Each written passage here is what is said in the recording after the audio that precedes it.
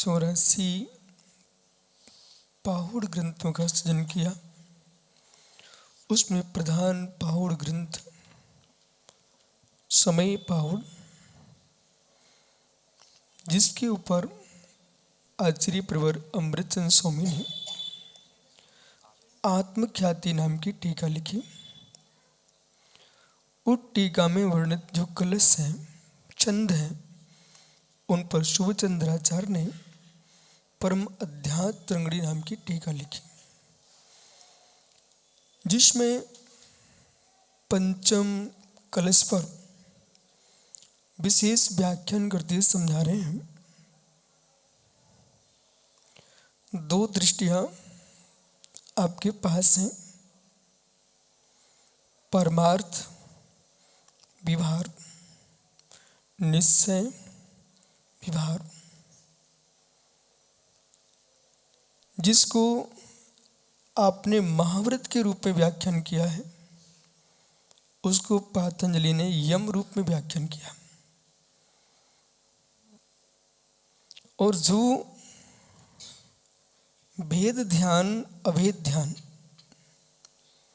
भेद व्याख्या अभेद व्याख्या,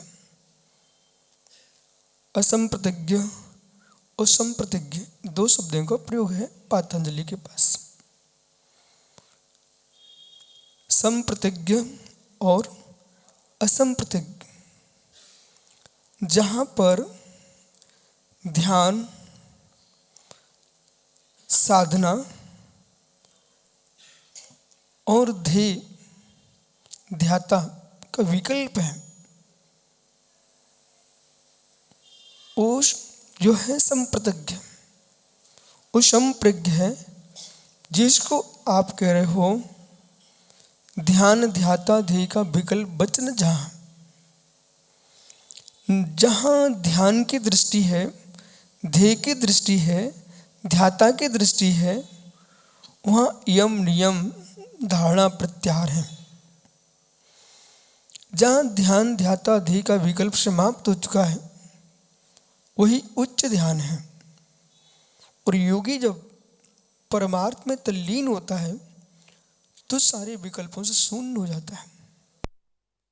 विकल्प शून्य जब होता है तब वह परमात्मा का नहीं, ब्रह्मा का नहीं, ब्रह्म का ध्यान करता है। परमात्मा की लीनता में स्वर्ग ही जा सकेगा और ब्रह्म की लीनता में स्वयं परमात्मा बनेगा। ये दृष्टि पर विशेष ध्यान रखना है।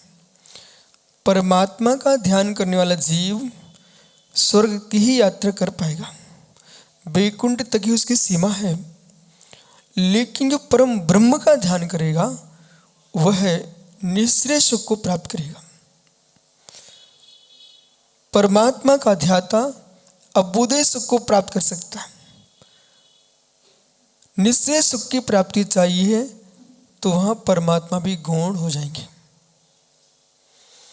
जो जो बने हैं परमात्मा, जो जो बने परमात्मा, वे सब निज आत्मा को ध्यान करके ही बने हैं। अब प्रवेश करो निज आत्मा का ध्याता है कैसा? मध्यस्थ। माध्यस्थ, जिसके भीतर आराध्य आराधक का विकल्प समाप्त हुआ ही है, साध्य साधक का विकल्प भी समाप्त हुआ है, और जिसने संसार मोक्ष के भेद को दूर कर लिया है। समझ में आ रहा है? संसार मोक्ष के भेद को इसने समाप्त कर लिया है। जैसे स्त्री पुत्र आदि का विकल्प क्लेश देता है, परम योगी को मुझे मोक्ष की प्राप्ति हो, यह विकल्प भी दुख देता है। जिसके प्रज्ञा में ये आ चुका है, मोक्ष की चिंता भी मोक्ष प्रदान नहीं करा सकती है, फिर जगत की चिंता में कैसे जा सकता है? यहां से नाना कल्पना जीव की प्रारंभ होती है और दर्शन का उदय होता है। दृष्टि, यह दृश्यते सा दर्शन, जो जैसा देख रहा है वो दर्शन। लेकिन दर्शन दर्शन सत्य ही हो, ये सत्य का दर्शन नहीं है। बहुत संभल के सुनना। बालक लड्डू, बेटा दर्शन सत्य का ही हो, ये दर्शन नहीं है। क्षोभसम, प्रज्ञा, बुद्धि, विमर्शा है, जब तक इनके दर्शन हैं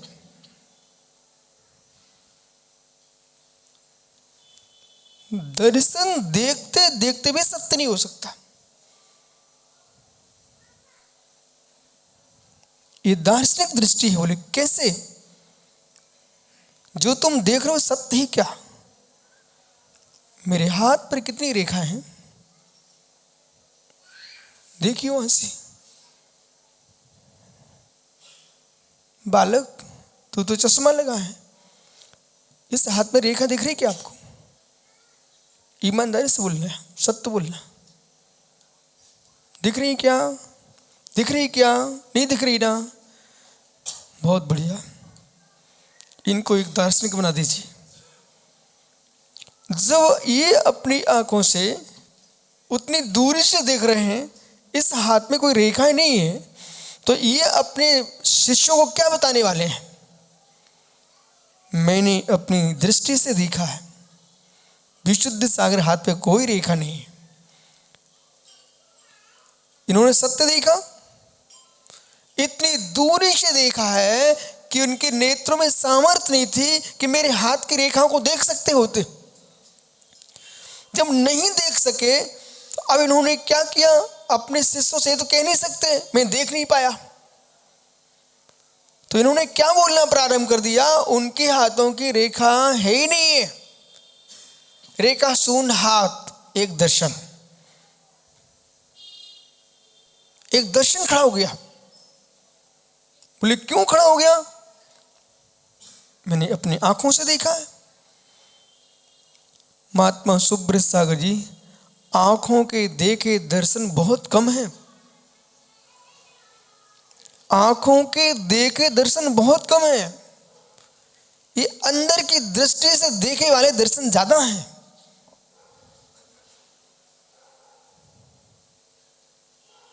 जिसने जैसा सोचा है उसने वस्तु को वैसा बोला है।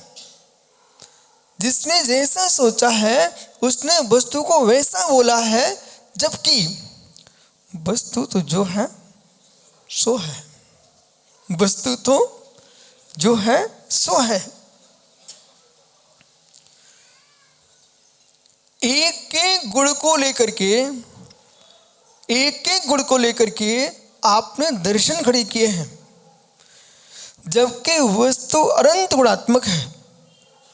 वो अनंत गुणात्मक वस्तु में किसी ने वस्तु का एक धर्म देखा। कोई अग्नि में तेज को ही देख सका, स्पर्श रस गंध वर्ण को नहीं देख सका। किसी ने जल में स्पर्श को देखा, गंध वर्ण को नहीं देखा। इसलिए गहरे में जब जाओगे आप तो प्राप्त कर सकेंगे तटस्थ भाव से। षट दर्शनों का जो अभ्यास करेगा वो व्यक्ति समझ पाएगा कि अब मुझे इन दर्शनों को पढ़ने के बाद स्वयं का दर्शन बनाना पड़ेगा। लिखना नहीं, लिखना नहीं बालक। प्रोफेसर साहब लिखने वालों ने बहुत काम बिगाड़े। मैं मानता हूं व्याकरण में मृत संज्ञा होती है। जब तक पद ना बने तब तक प्रज्ञा सागर जी क्या है? वो मृत संज्ञा है। सी आदि विभक्ति ना लगे, ती आदि ना लगे, तब तक वो संज्ञा पद नहीं बनती। जब तक पद नहीं है तब तक वो मृत है।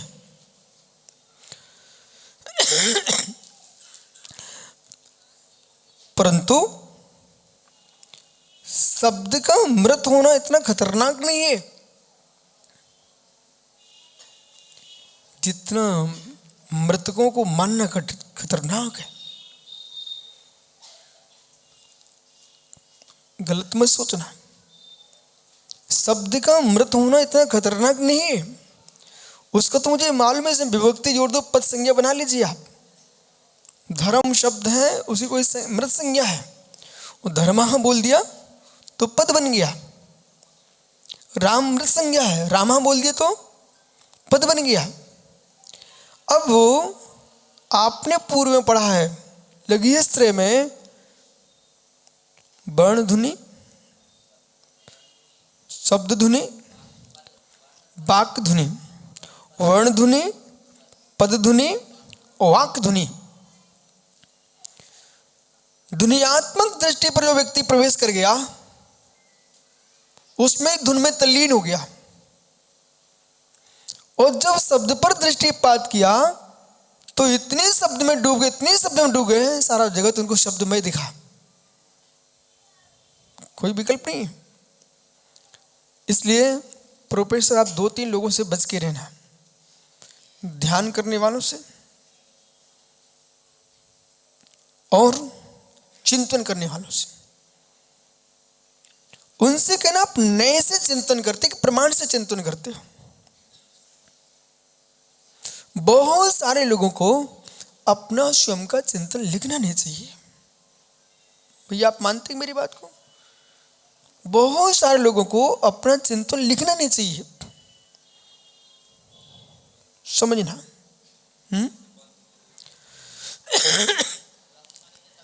लिखना नहीं चाहिए। और यदि लिख लिया है अभी पास में रख लीजिए, बाहर निकालो मत। एक एक बात समझना, गहरा विषय। आपके पास कोई चिंतन चल रहा है, जैसे ही विचार आया लिखो मत आप।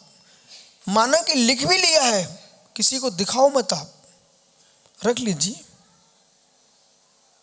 रख लीजिए। मैं आपको स्पष्ट बोलता हूं, 1 वर्ष के बाद पुनः अपने उस चिंतन को पढ़िए जो आपने लिख के रखा था। आप करेक्शन लगाएंगे उसमें। जिसके जीवन में ही करेक्शन लग रहे हो उसकी बात प्रमाणित कैसे हो सकती है?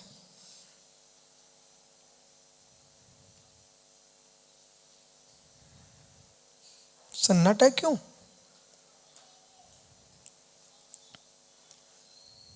इसलिए जब तक तुम छद्मस्त हो तब तक आपको वीतरागियों की वाणी स्वीकार करना चाहिए। पुनः चलते हैं। लिख जाने के बाद यदि आपने प्रकाशन नहीं कराया, आप स्वयं सुधार कर लोगे। लिख जाने के बाद, प्रकाशित होने के उपरांत स्वयं आपको लगे गलत लिखा है, फिर आपके अहंकार को ठेस लगेगी। अब बदल पाना कठिन है। हमारे देश में ऐसे कितने लोग हो चुके हैं जिन्हें सत्य का मालूम बोध हो चुका था, जिन्हें सत्य का बोध हो चुका था, पर सत्य के बोध होने के पूर्व असत्य बोल चुके थे। अब वो प्रोफेसर अब इतना आगे बढ़ चुके थे, मेरे पीछे भीड़ है। ओहो, जो भीड़ पर जिएगा वो सत्य का नाश करेगा, जो सत्य पर जिएगा भीड़ उसके सामने दौड़ेगी।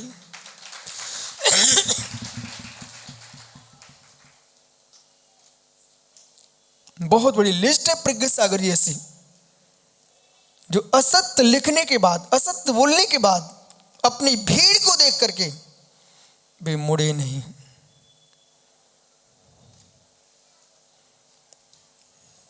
मुड़े ही नहीं। अनशन कर लेना, पर्वतों पर बैठ करके तपस्या कर लेना, नदी के किनारे बैठ कर तपस्या कर लेना एक कठिन नहीं है। अपने असत्य को स्वीकार करके सत्य को पुनः स्वीकार कर लेना जीवन में बहुत बड़ी तपस्या है। आचार्य शांति सागर के गुरु हर व्यक्ति नहीं हो सकते। हमारे यहाँ एक आचार्य शांति सागर महाराज हुए, जिन्होंने उन्हें दीक्षा दी। कुछ दिन के उपरांत उनको लगा कि मेरा शिष्य सही है। ये बहुत बड़ा प्रमाण है और बहुत बड़ी गहरी तपस्या है। नहीं, आचार्य शांति सागर महाराज के गुरु जिन्होंने शांति सागर को दीक्षा दी है, उन्हें लगा कि मेरा शिष्य सही है। मतलब हमारी साधना से, हमारी चर्या से हमारे शिष्य की चर्या ज़्यादा अच्छी है। और एक गुरु अपने शिष्य के पास जाके ये बोले, बस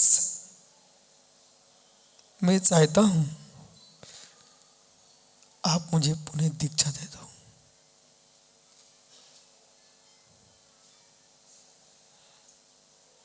मुझे दीक्षा दे दो। हुआ भी यही। शिष्य समझ रहा था कि श्रवण परंपरा जो है, मुनि नाम अलौकिक वृत्ति, मुनियों की वृत्ति अलौकिक है। इस वृत्ति में संग्रह वृत्ति नहीं है।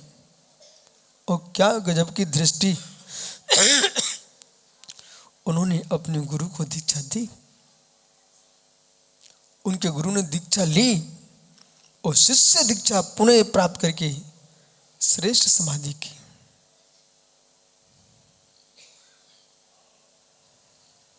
मोड़ लाना, मोड़ लाना।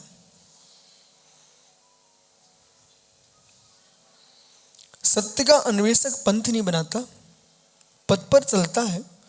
और पंथ बनाने की जिसके अंदर आ चुका है कि मुझे बनाना ही है, विकल्प आ गया, वो सत्य को धक्का मारेगा। आप लोग सब समझदार लोग बैठे हैं यहाँ पर, अपने आप को समझदार मानते हैं ना आप लोग? यदि मानते हो, व्यवहारिक जीवन में अपने अंदर खोजो, तुम दिन में कितनी बार कौन कौन से दर्शन में चले जाते हो। कब तुम सांख्य होते हो, कब तुम मीमांसक होते हो, कब तुम न्यायिक होते हो, कब तुम वैशेषिक होते हो, कब तुम जेमनी होते, कब तुम भाट होते हो। और इतना ही नहीं, कब तुम बौद्ध हो जाते हो, तो कब तुम जैन हो जाते हो, कब तुम चार्वाक हो जाते हो। अपने आप में कितने रूप बदलते हो।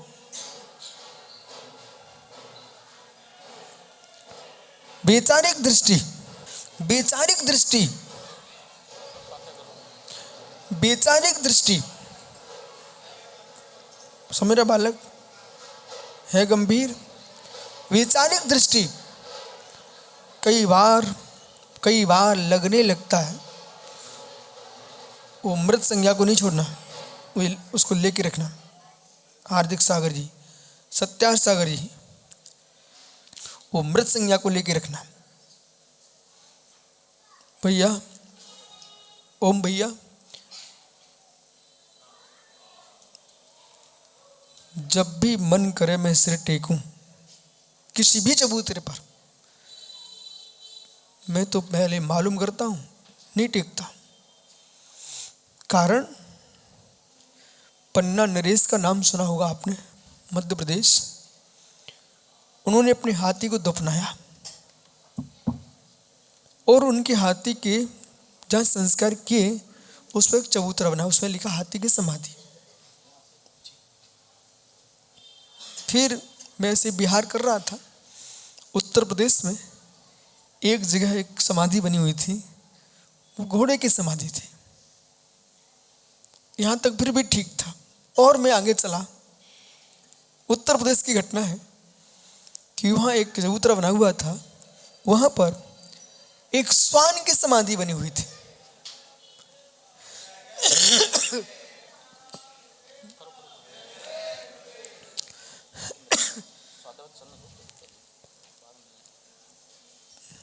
महाराज जी कुल वाला है, तो जो समाधि है बसा,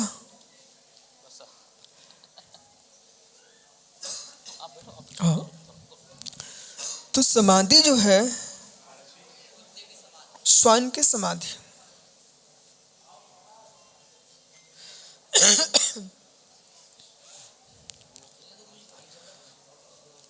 मृत संज्ञा, मृत संज्ञा, मृत संज्ञा। तो जब तक सी आदि व्यक्ति नहीं लगाई तब तक मृत संज्ञा। हाँ बोलिए भाई।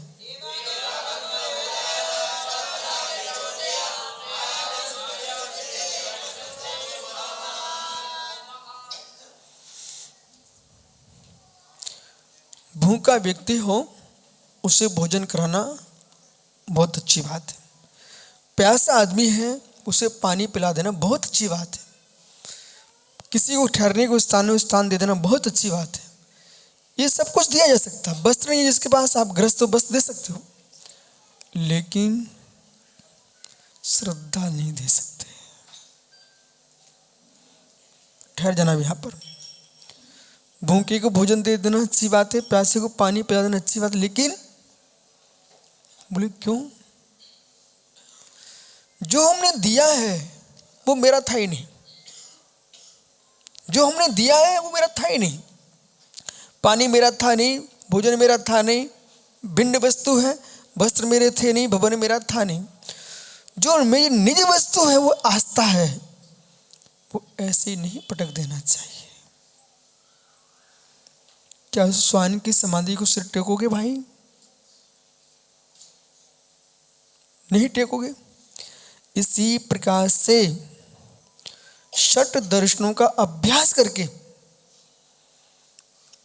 वास्तव में दार्शनिक जो ग्रंथ हैं जिनको आनवीक्षणी विद्या कहते हैं, तो आनवीक्षणी जो विद्या है आक्षेपणी, संवेदनी, निर्वेदनी, तो आक्षेपणी, विक्षेपणी, संवेदनी, निर्वेदनी 4 कथा है। गुरु शिष्य के बीच में जो कथा होती है वो वीतरा की कथा है, और जब परस्पर में हार जीत की दृष्टि है वही विजिगुप्सी कथा बन जाती है। और विजिगुप्सी कथा में जब रोष आता है आदमी वितंडा में चला जाता है। जब वितंडा में प्रवेश करता है फिर उसमें प्रयोग करता है छल का। छल भी जल्प, प्रतिज्ञा आदि ये न्याय शास्त्र के कुछ विशेष गुण हैं। वहां मात्र आदमी की दृष्टि मुझे जीतने की है, तो पुनः गहरे में पहुंचना। शास्त्रार्थ में हार जाना भी हार नहीं है और जीत जाना भी जीत नहीं है।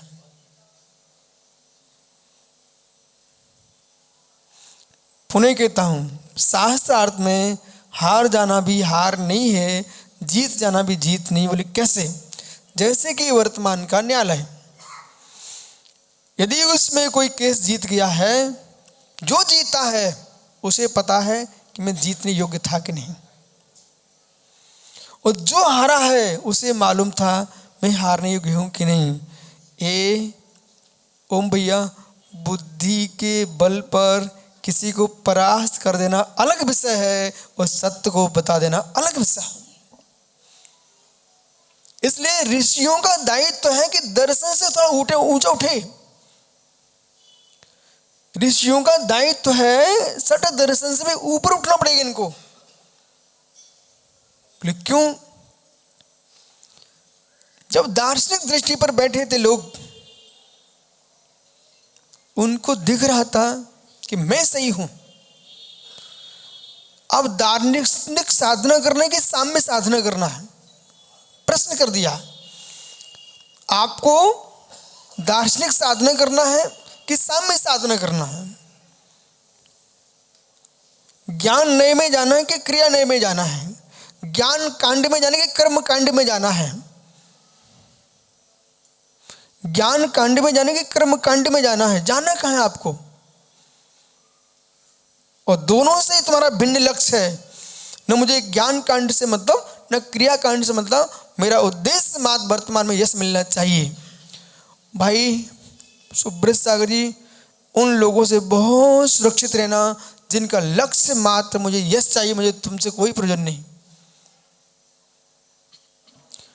ऐसे जीव कहीं भी लुढ़क जाएंगे और तुम्हें गड्ढे में पटक देंगे। जिन जीवों का लक्ष्य श्री हो, जिन जीवों का लक्ष्य स्त्री हो, जिन जीवों का लक्ष्य यश हो, तीन जिसके मुख्य लक्ष्य बन चुके हैं, उस व्यक्ति से बात करना प्रज्ञ सागर जी बड़ा संभल के। वो व्यक्ति विश्वास का पात्र नहीं है, क्योंकि उसका लक्ष्य है यश श्री स्त्री, और तीन की सिद्धि जहां उसको दिखेगी तुमको छोड़ देगा,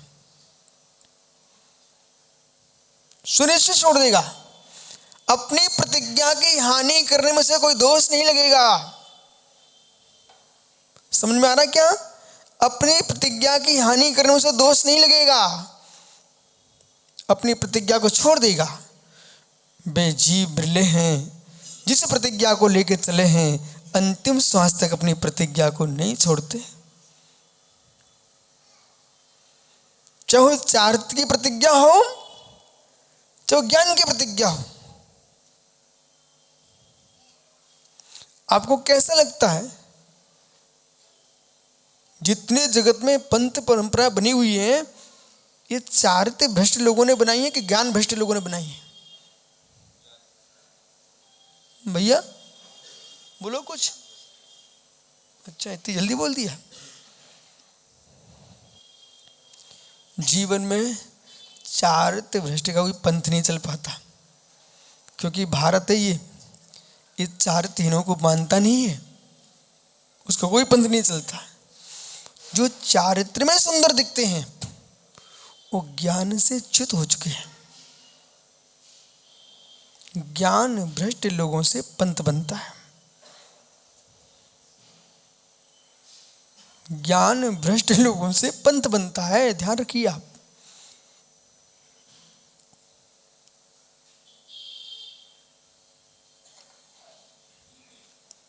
ज्ञान भ्रष्ट लोगों से पंथ बनता है।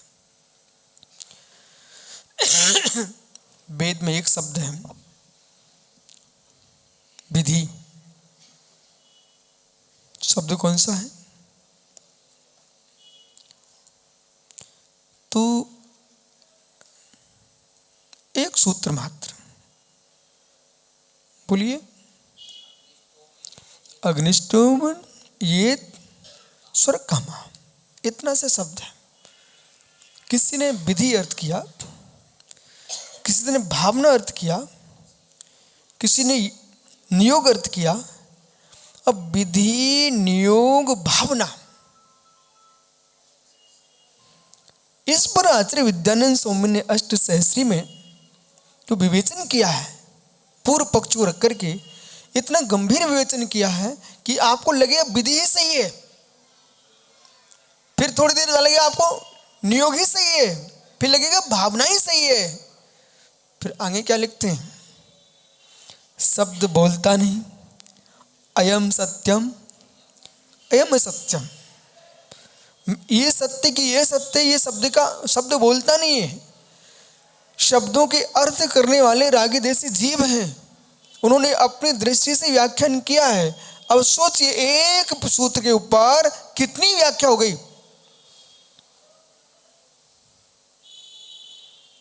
इसलिए अध्ययन करने के बाद शांत बैठना चाहिए। अध्ययन करने के बाद विदुर बन जाना चाहिए सबको। अध्ययन करने के बाद विदुर बन जाना चाहिए सबको। बोले कैसा? कौरवों को समझाया, पांडवों को समझाया। विदुर कौन थे? दोनों के ही चाचा। जब देख लिया कि पांडवों का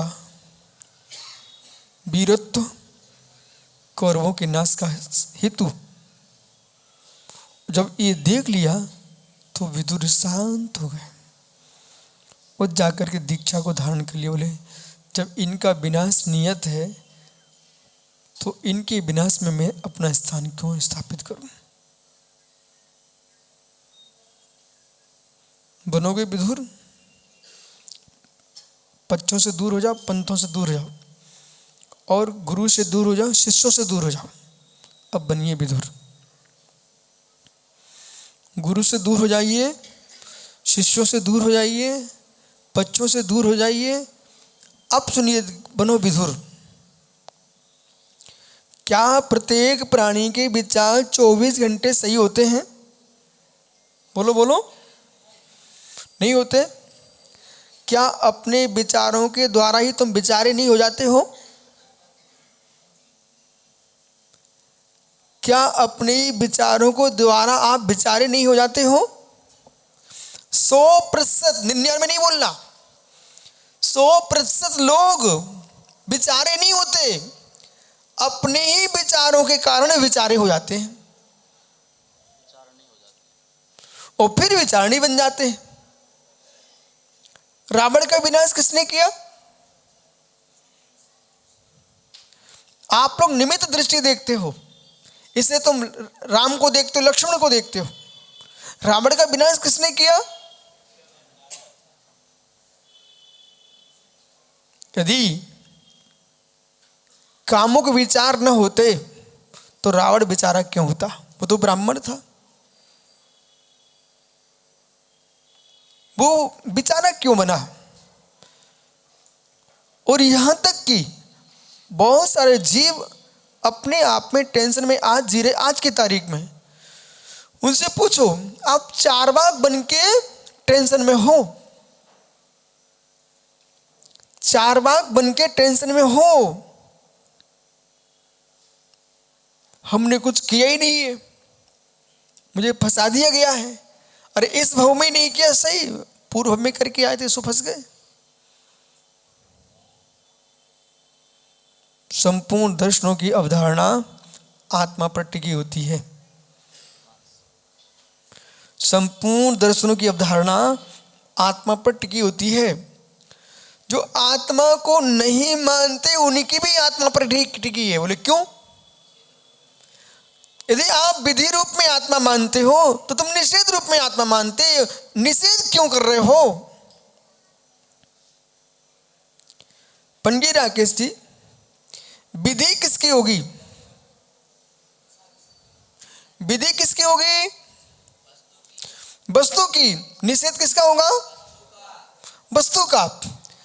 आप निषेध कर रहे हो, गधे के सींग नहीं होते हैं, कैसे बोल सकते हैं आप? बोलिए। गधे के सींग नहीं होते हैं, आप बोलिए क्यों बोल रहे हो? बोलने की आवश्यकता क्या आपको? भाई बिहारी, कौवे के कितने दांत होते बेटा? जल्दी बोल, खड़ा हो जा, जल्दी बोलो, समय नहीं मेरे पास ना। कौवे के दांत बोलो कितने होते हैं? कौवा नहीं होता, दांत नहीं होते हैं, तो खाता कैसे? अच्छा, आपने कैसे जाना कौवे के दांत नहीं होते? देखा कभी? गिना कभी? तो क्यों बोल रहे हो फिर? पूछो बड़े बड़े बालों वाले भैया से, भाई इसने ना देखा ना गिना, फिर भी बोला कौवे के दांत नहीं होते। बोल बेटा बोल, टेंशन मत ले। सुना है? अच्छा भैया, ये सुना सुना बोल रहा है, आप बोलो।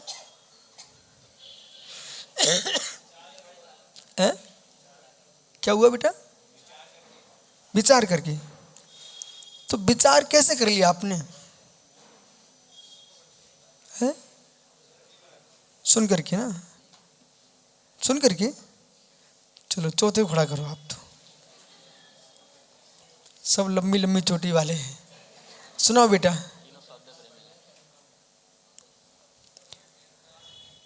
नहीं होते। देखो बहुत दिमाग से बोलना। अब तुम चौथे खड़ा किया तुमको।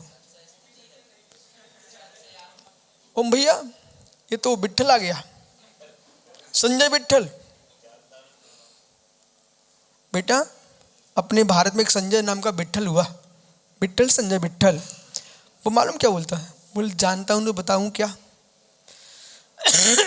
एक संशयवादी हुआ, अरे क्या मालूम क्या मालूम, ऐसा बोल बोल उसने अपना दर्शन खड़ा कर लिया। और एक ऐसा भी दर्शन हुआ है उसके, इसलिए भीड़ जोड़ना कठिन मत मान लेना वरना प्रभावित होना। ओम भैया जब सुनो, पालक आलू खा लेता कभी? नहीं खाते? अच्छा ठीक है, टेंशन नहीं लेना है, अपने घर है। मेरा प्रश्न ये है, एक व्यक्ति था, ठीक है, उसने सोले के कपड़े डाल दिए, ठीक है, उसके कपड़े एक बच्चा ने छीन लिए। सत्य घटना सुनो, छीन लिए। तो ये भाई बोलता है भैया तेरे कपड़े छुल गए। वो इतना गुस्सा हुआ उसके ऊपर, बोले तूने देखे ना, तूने देखे ना, मुझे क्यों बताए?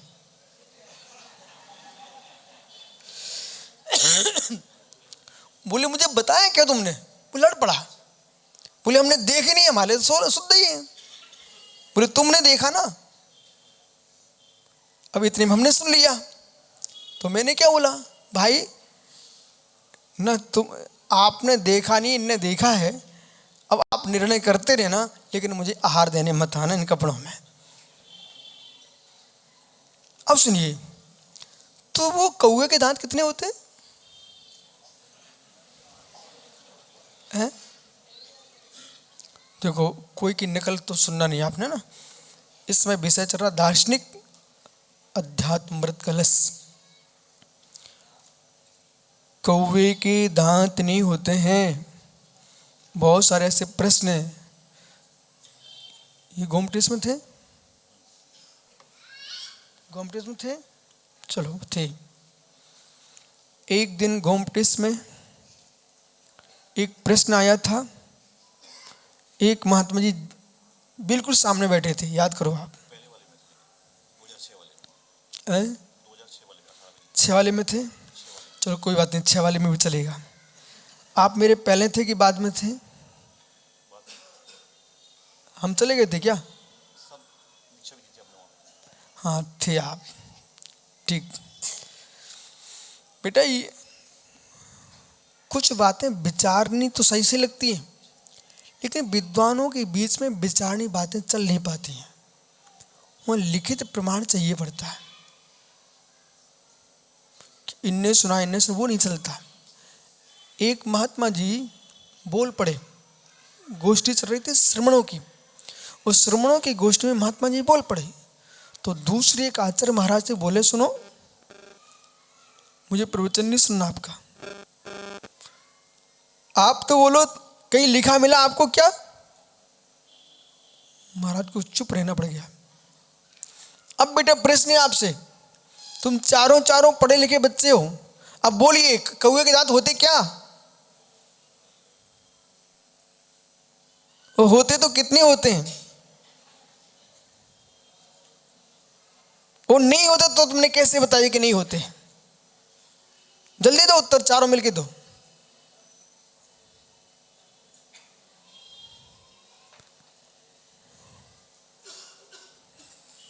देखा, देखो प्रज्ञ सागरी, ये बच्चे शांत हो सकते थे क्या? बालक कोई एक बोल दो, नहीं होते, नहीं होते ना।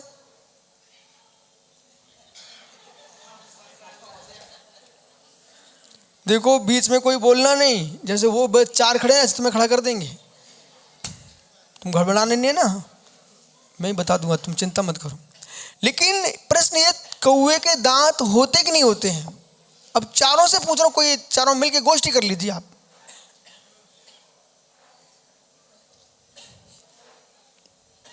है पता नहीं है, बहुत अच्छे, कम से कम एक तो निकला बाहर, जिसने कहीं पता ही नहीं, छुट्टी करो। मित्र आपका क्या विचार है बेटा? अच्छा दांत होते थे, मतलब दांत होते तो हैं आपके के कौवे के? दोनों के होते हैं। अच्छा मित्र आप बोलो हैं, चलो वो तो पास हो गया, पता ही नहीं उसको तो। बिहारी नहीं होते हैं, अच्छा ठीक है नहीं होते हैं। आपने कैसे जाना है?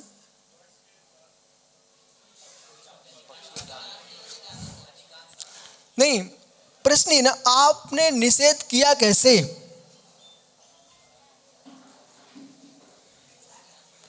कौवे के दांत नहीं होते, आप मना कर कैसे रहे हो? बुद्धि लगाइए।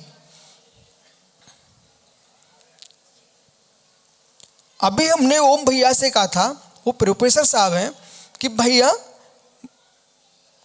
जो निषेध होता है वो वस्तु का होता है कि अवस्तु का? विधि निषेध किस में चलता है, वस्तु में कि अवस्तु में? अब बच्चे घबरा गए। कोई बात नहीं, इधर देखो बेटा, आपको इतना सा बोलना था मात्र, कौवे के दांत नहीं होते हैं क्योंकि हमारे दांत हैं।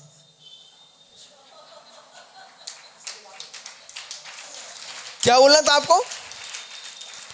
कौवे के दांत नहीं होते क्योंकि पशुओं के होते हैं, मनुष्यों के होते हैं। दांत ही नहीं होते तो कौवे के दांत का अभाव हो नहीं सकता था। दांत हैं इसलिए उनके नहीं है। यदि किसी के भी दांत नहीं होते तो कौवे के दांत का तुम मना कर सकते थे क्या?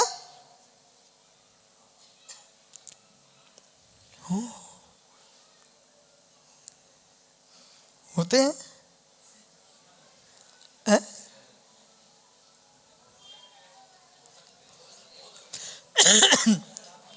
देख बालक, अब तो स्वीकार कर ले, कौवे के कोई भी दांत नहीं होते। ठीक है, अब तुम गिन लेना जा करके। उसके चोंच होती है, ठीक है, वो चुनता है, आप चबाते हो। कौवा चुनता है और आप चबाते हो। चना आप चबाएंगे कि चुनेंगे? चबाओगे। वो कौवा बस बेटा, जिसके दांत होते हैं वो चबाता है, जिसके चोंच होती है वो चुनता है। परंतु कौवे के दांत नहीं होते हैं, इसका निषेध तभी हो सकता है कहीं ना कहीं दांत होना चाहिए। इसलिए ध्यान रखो, कोई भी व्यक्ति निषेध करने आता है, हमको प्रतिपक्ष रखना चाहिए। हेतु दे रहे हो, इस हेतु पर हेतु क्या है?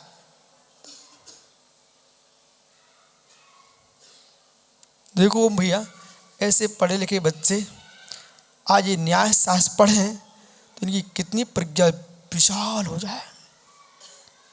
कहाँ तुम बेटा पैसे कमाने के पीछे पढ़ाई कर रहे हो, तत्व का ज्ञान करो। ये लंबे लंबे बाल तुम्हारे कह रहे हैं, तुम देश में क्या दार्शनिक दृष्टि खड़ी कर सकते हो? कर्मकांड पढ़ रहे हो? हाँ है? पढ़ लिया, बहुत बढ़िया। अब बेटा प्रश्न है, तुमने कर्मकांड पढ़ लिया है, अब तुम फंस गए हो। कर्मकांड में 9 कर्म लिखे हुए हैं, बराबर। यदि कोई पुरुष लंबे लंबे बाल रखता है तो किसका 9 कर्म बनता है?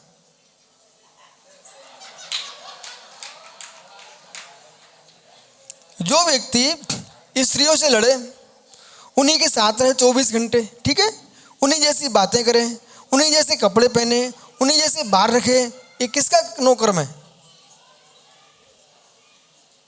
बालक, गोमट सार कर्म कांड में लिखा है ये स्त्री भेद का 9 कर्म है। बैठ जाओ, क्षमा करना है।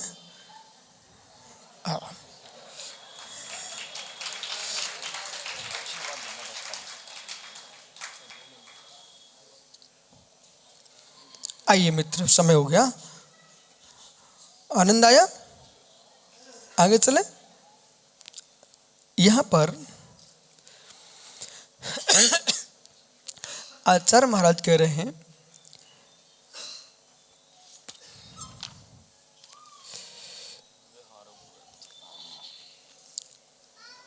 पराविरहितम परई पुद्गला दिव्यई वितम त्यक्त्वा। जो पुद्गल आदि द्रव्यों से रहित है, विरहिता त्यक्तम तथा चोक्तम कुंद कुंद आचार्य वरी। कुंद कुंद आचार्य ने भी कहा है समय सारे। समय सार ग्रंथ में कुछ ऐसी कारिकाएं हैं, ऐसी कारिकाएं जो कि अपने आप में अभूतपूर्व हैं। जैसे धम्मो मंगल मुक्किटम अहिंसा संयमोत्वो देवावितम नवंसन्ति जस्तम्यस्यम। समय सार जी में जो कारिका है, क्या विचार इस पर प्रज्ञ सागरी है आपका? व्यवहार भूयत्थो भूयत्तो देश दु सुदृढ़यो भूयत्त मचदो खलु सम्माट्य वै जीवो।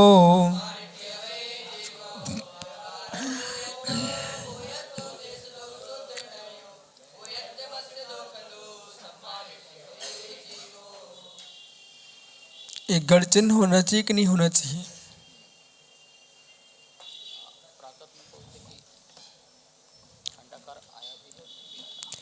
देखो, चाहे आया हो चाहे न आया हो, इस गाथा के विषय के अनुसार खंडाकार होना ही चाहिए, विषय के अनुसार। अब देखिए महात्मा जी,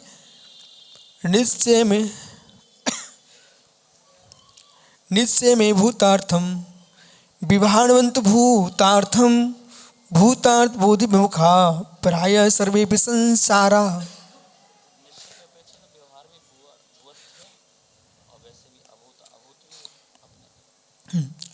ऐसा है कि ये षटखंडागम में वेदना खंड में खंडाकार को स्वीकार किया है, ठीक है।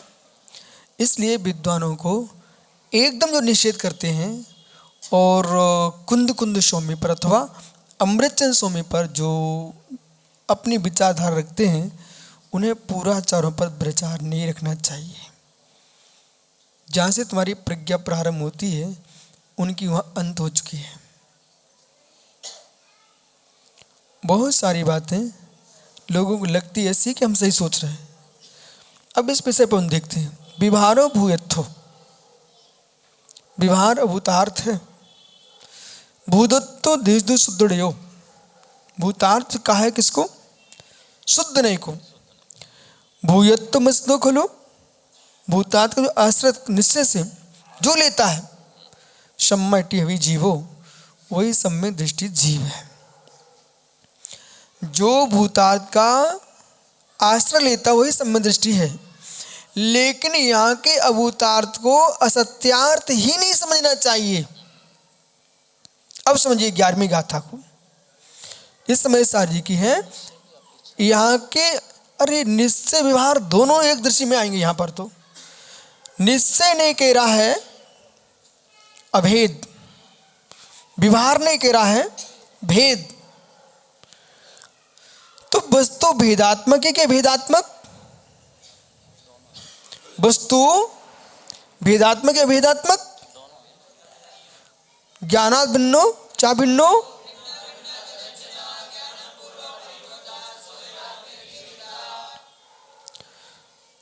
अब इसी पर अपने सामने एक प्रोफेसर जी बैठे थे सठ दर्शन के। लड्डू भैया, ओम क्या नाम पूरा?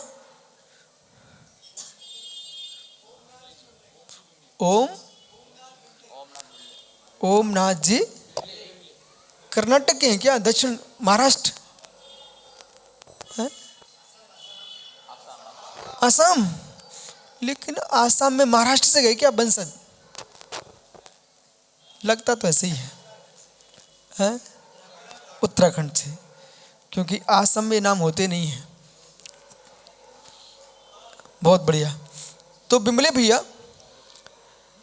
अब इसी भी दृष्टि पर कोई भिन्नत्व का दर्शन खड़ा किए हैं, कोई अभिन्नत्व का दर्शन खड़े किए हैं।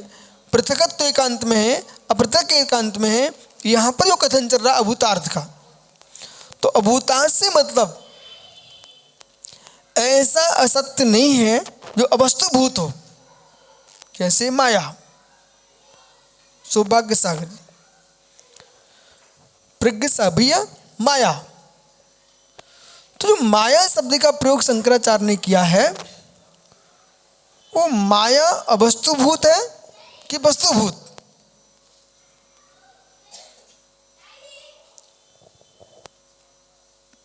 विमल भैया, ये शंकराचार्य जो माया है वो वस्तुभूत है कि अवस्तुभूत?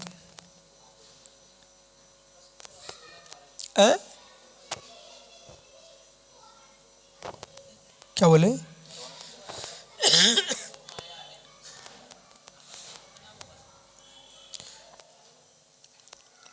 उनके बाद जो दार्शनिक हुए रामानुज, उन्होंने उसका निरसन किया है सर्वदर्शन संग्रह में, बराबर। तो उन्होंने विशिष्ट अद्वैत की व्याख्या की, उन्होंने अद्वैत की व्याख्या की। परंतु जैन दर्शन इस माया पर कहां जाता है? सदैव सर्वम को निश्चित स्वरूपादि चतुष्टयः अस्ति विरासंचेन विवतिष्ठते। देखो, अभी बीच में हमने सबसे कहा कि अपनी सारी धारणाएं अपने पास रखना चाहिए, सब बातें लिखना नहीं चाहिए। या फिर से बोलता हूँ,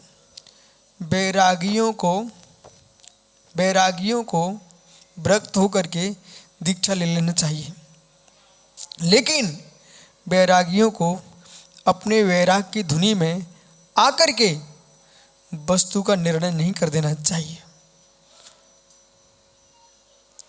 बैरागियों को विरक्ति हो जाए, आप दीक्षा ले लीजिए, लेकिन जो वैरागियों की भाषा होती है उससे राज्य नहीं चल सकता। चलेगा? कभी नहीं चलेगा। और राजाओं की भाषा से क्या वैराग चलेगा? कभी नहीं चल सकता। राज्य भाषा से वैराग नाश को प्राप्त होता है और वैरागियों की भाषा से गृहस्थी नाश को प्राप्त होती है। इसलिए वैरागियों को वैरागियों के पास रखना चाहिए अपनी भाषा, और राजाओं को राजा के पास रखना चाहिए भाषा जिसको वैराग सुरक्षित रखना। लेकिन अब चलिए, बस अंतिम विरक्ति हुई है। प्रज्ञा सागर वैराग जो है वो अनित्य भावना पर टिका है कि नित्य पर टिका है?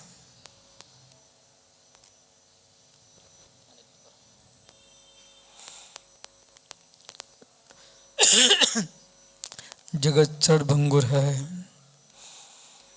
सब नाश हो जाएगा, कोई भी शाश्वत नहीं है।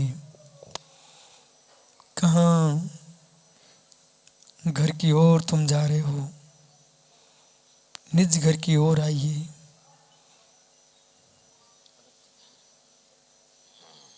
पानी के बबूले की भांति संसार है, कहाँ तुम डुबकियां लगा रहे हो?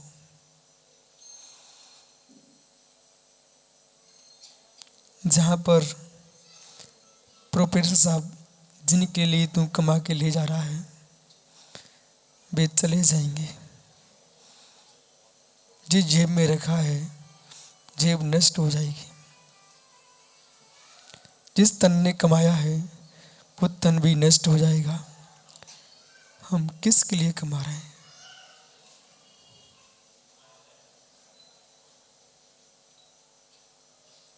हर व्यक्ति को बोध है जितना संग्रह करके रखा है भोग तो नहीं पाओगे, भोगने वाले दूसरे होंगे। तुम कमा के रख चाहिए।